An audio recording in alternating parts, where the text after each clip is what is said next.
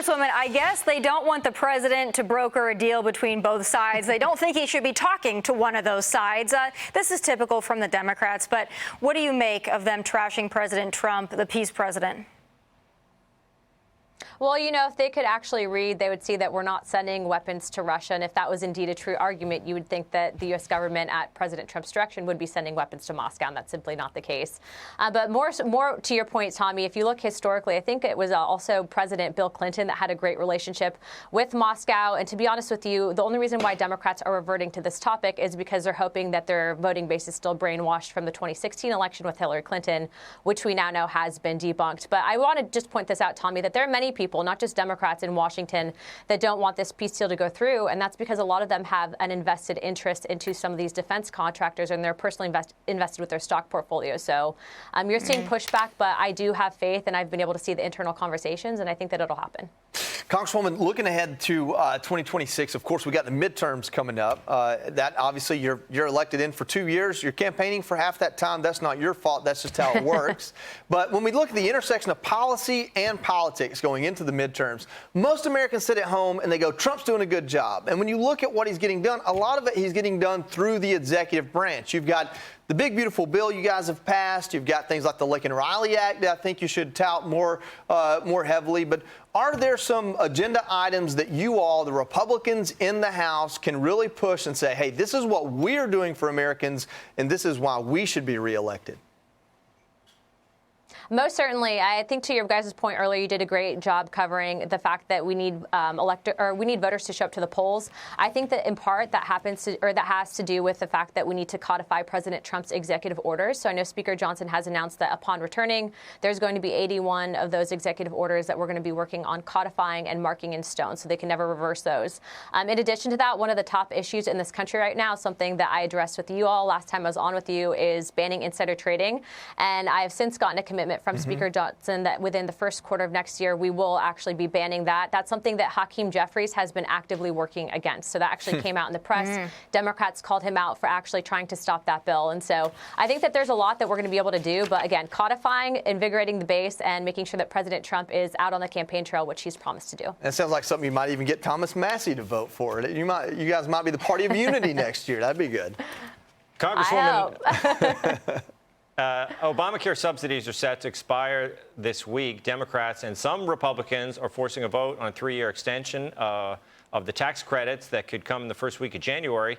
How do you plan to vote? How, if you can tell us how you're going to vote, and how should people vote on this?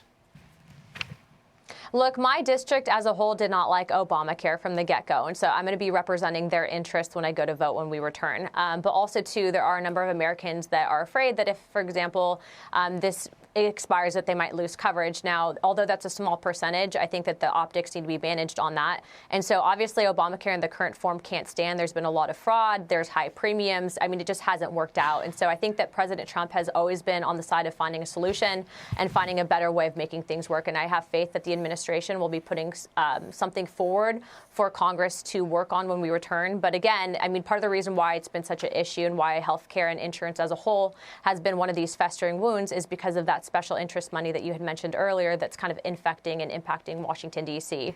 And so when we're talking about this as a whole, we need to collectively remember that a lot of people that are on these committees of jurisdiction are taking a lot of special interest money. So are they really going to be able to work this if the president isn't taking charge on it? So I'm interested in seeing what the administration has to offer and kind of working through the back-end deals on our end.